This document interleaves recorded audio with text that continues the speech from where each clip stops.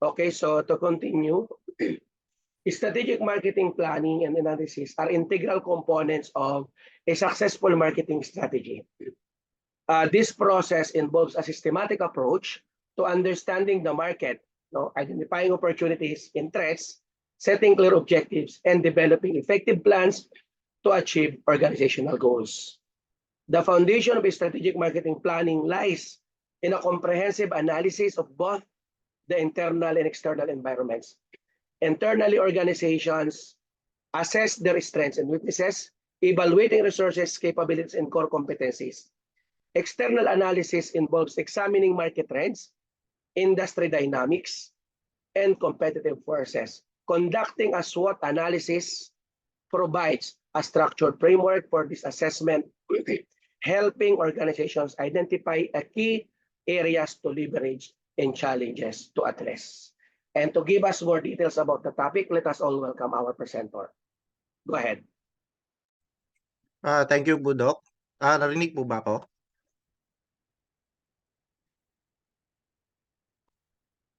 Yes, sir. Go ahead. Good morning once again. I'm Jason Picagaras, and I will be discussing the topics about strategic marketing planning and analysis. So, first of all, what is strategic marketing planning and framework? So, it is a visual representation of how marketing gets done. And so it details how you will execute your marketing plan and deliver your content to your audience or your target markets. So it also guides the organizations in developing effective marketing strategies. Now, the benefits of SMPF, or the Strategic Marketing Planning Frameworks, it saves times. It saves time by making expectations clear and avoid redos or errors. Then it also allows you to clearly communicate and designate roles and responsibilities for your various team members, or transfer people between roles if it is necessary. It also keeps you and your team focused and on this your team focused and on the same page. Then it also creates a home for all the templates, guides, tools, and assets that make your marketing strategy and everyone on your team might need to access. So lastly, it will improve the overall marketing strategy, which in turn benefits the growth and success of your company. So itong strategic marketing planning framework, it acts as a bone or yung skeleton kung paano mo gagawin yung marketing mo or yung mga strategies mo on how to reach out to your target markets. So there are several types of marketing frameworks, and these are the top 5 na commonly used. Yung pinakauna, yung discuss ni Sir Ronnie kanina, 4 P's na nag-evolve na, naging 7 P's of marketing mix. Second is the STP marketing model, or the segmentation, targeting, and positioning. Third is the Porter's 5 forces. Next is the SWOT analysis. Ito yung pinaka-common, especially if you are an ISO accredited agency. Last is the PISTEL, or the political, economic, social, technological, environmental, and legal analysis. So these are the 5 commonly used marketing frameworks na ginagamit po sa ngayon. So let's go with the 7 P's of marketing mix. So ang 7 P's of marketing mix, it helps us analyze and optimize every facet of our business to ensure success. So whether you are just starting a new company or simply want to evaluate your current process and optimize campaign performance. So the first P for the 7 P's is the product. So it is what you are selling. So tinitingnan dito kung ano yung product mo, kung anong value proposition ng product mo, yung mga edge niya compared sa iba. Second is the price. So it is how much the product cost, or the selling price of your product. So tinitingnan naman dito kung ano yung pricing strategy mo. If you are considering cost plus markup or other methods such as the current market value and the mix ng cost plus markup and the current market value ng yung produkto mo. Next naman po is the place. So it is where the product is sold. So dito tinitingnan kung yung location ba ng store mo or yung kung saan binebenta mo yung product is strategically located ba? Kung meron bang marami bang foot traffic or marami bang bumibisita or pumupunta sa place mo dyan. Second is the promotion. So it is the how you share your product with your audience. So nowadays mostly ginagawa ito through sa ating mga social media platforms like Facebook, Twitter, Instagram, at saka iba pa. So people are those who are involved in the production, promotion, and distribution of your product. So it's simply yung mga tao na involved sa negosyo, sa pag-produce, sa pag-promote, at sa pag-distribute ng ating mga produkto. Next is the process. So it is the process, how the product is delivered to the customer or how the product is produced. So dito tinitingnan din dito. And lastly is the physical evidence. So it is how you prove to customers that your business exists. So through yung physical store or yung mga legal documents like sa DTI permit or SEC registration or CDA registration, then business permits and BIR registration. Sa STP marketing model naman or segmentation, targeting, and positioning, so it is a top-down approach that focuses on getting the highly personalized and applicable information to an extremely targeted audience. So it is a marketing framework that best suits if your product is fairly specific po. So as I have mentioned kanina, the S stands for the segmentation. So it is the dividing of your audience into different sections such as market segmentation like sa age nila, age group, kung anong sex nila, male or female,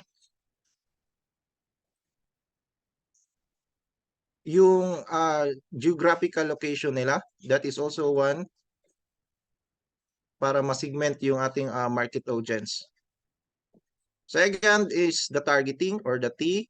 It determines who will want or need your product the most. So dito tinitingnan kung yung produkto mo is saan na segment mas bagay ba talaga. So if your product is for baby product, so yan tina-target dito doon sa mga mga babies or yung for household consumption, so yung mga household yung target mo dito. For the positioning naman, so it is how you make the product the most appealing to your target audience. Now for the next framework is the Porter's 5 forces.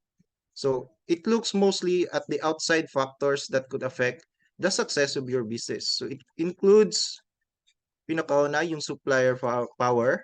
So it includes how many other suppliers exist. So what differentiates them from yours and the cost of their product compared to yours. Next is the buyer power. So it is the customer's ability to influence decisions made by the company. The threat of substitution. So it compares your product to the others on the market.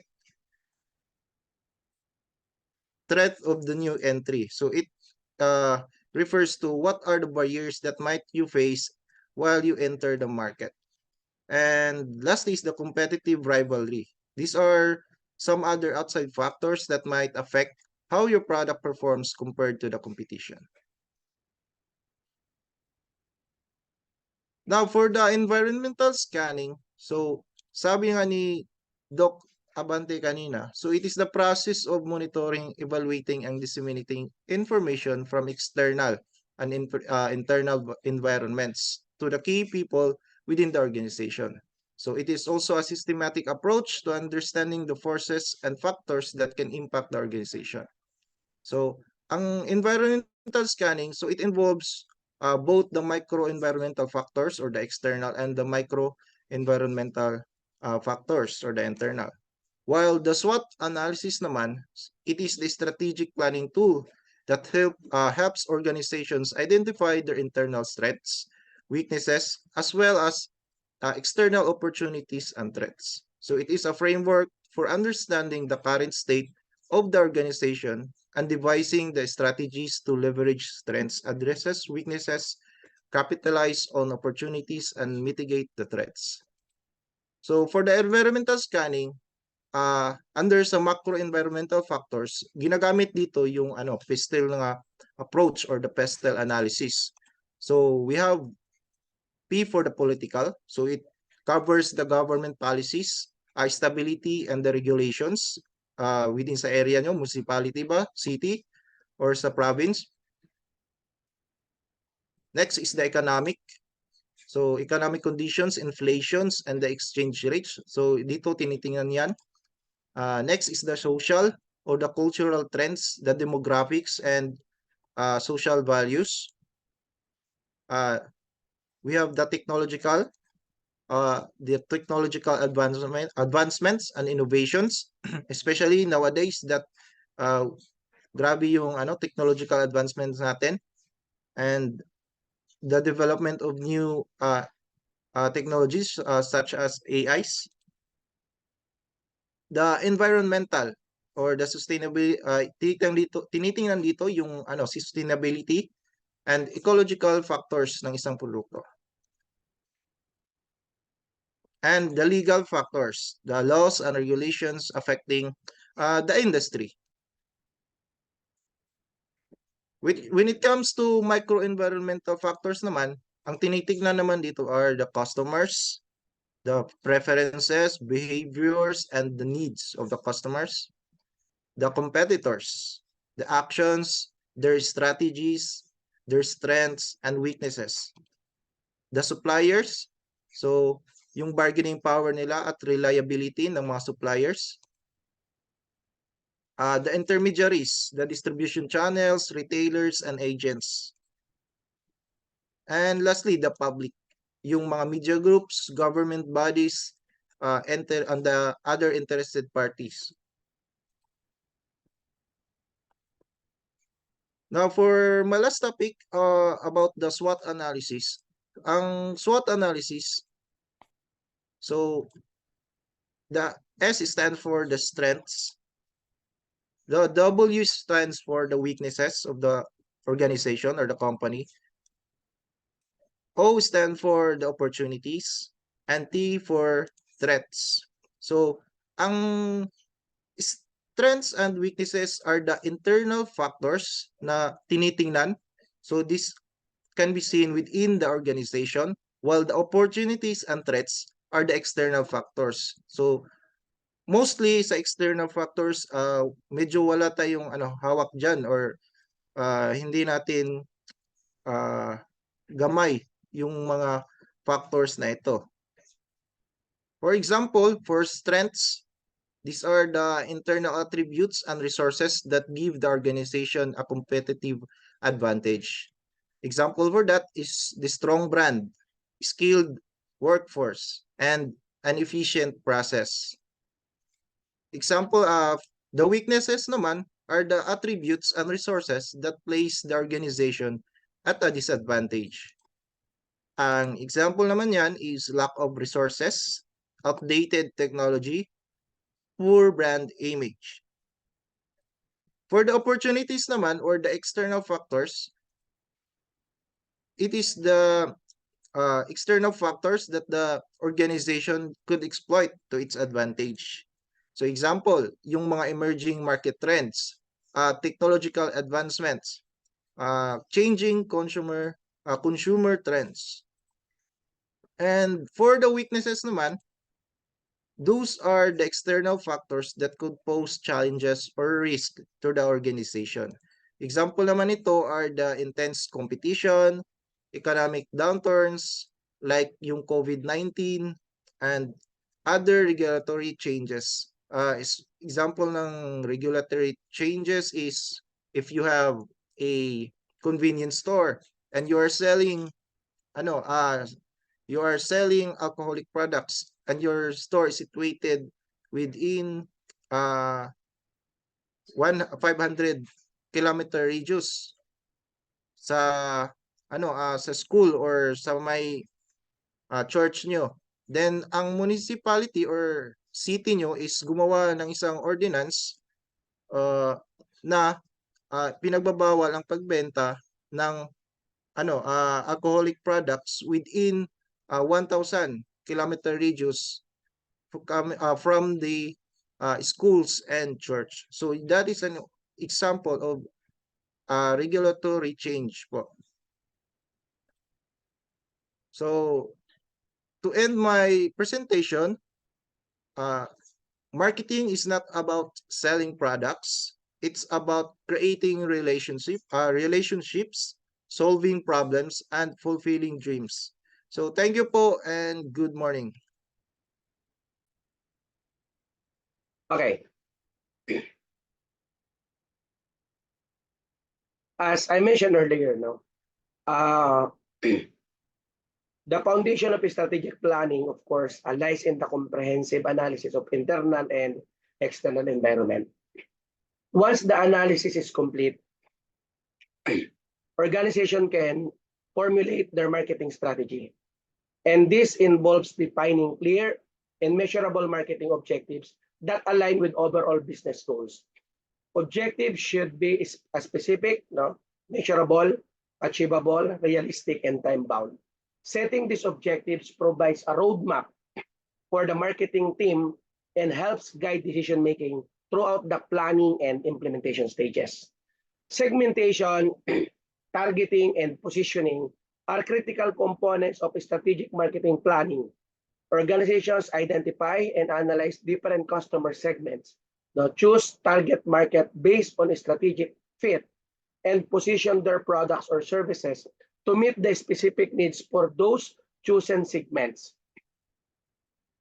This process ensures that marketing efforts are tailored to the preferences and behaviors of the intended audience. The planning phase also involves developing a marketing mix, commonly referred to as the 4 Ps, no? Products, price, place, and promotion. Organization must make strategic decisions related to product features, pricing strategies, distribution channels, and promotional activities. A well-crafted marketing mix ensures consistency and coherence in the execution of the overall strategy.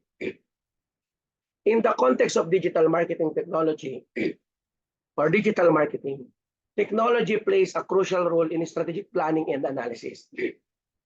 The use of data analytics, market research tools, and customer relationship management systems allows organizations to gather insight, make informed decisions. Digital channels provide new avenues for reaching and engaging with target audiences, and organizations need to adapt their strategies to leverage these opportunities effectively. Continuous monitoring and evaluations are essential aspects of strategic marketing planning. Organizations must regularly assess the performance of their marketing initiatives against predefined or predetermined metrics and key performance indicators or KPIs. This ongoing analysis allows for adjustment to be made in real time, ensuring that the strategy remains effective and responsive to changes in the market environment. Furthermore, strategic marketing planning is a dynamic and iterative process. It requires agility and the ability to adapt to evolving market conditions, consumer behaviors, and competitive landscape. Successful organization recognize that strategic plans should not be static documents, but living frameworks that evolve based on feedback, results, and emerging trends. Again, strategic marketing planning and analysis form the bedrock of effective marketing strategies. Through a thorough understanding of the internal and external environments, clear objective setting, and the development of a well-considered marketing mix, organizations can position themselves for success in the market. Embracing digital technologies and maintaining a continuous feedback loop ensures that marketing strategies remain relevant and responsive in today's fast-paced business environment. I think that's it for that module number 2.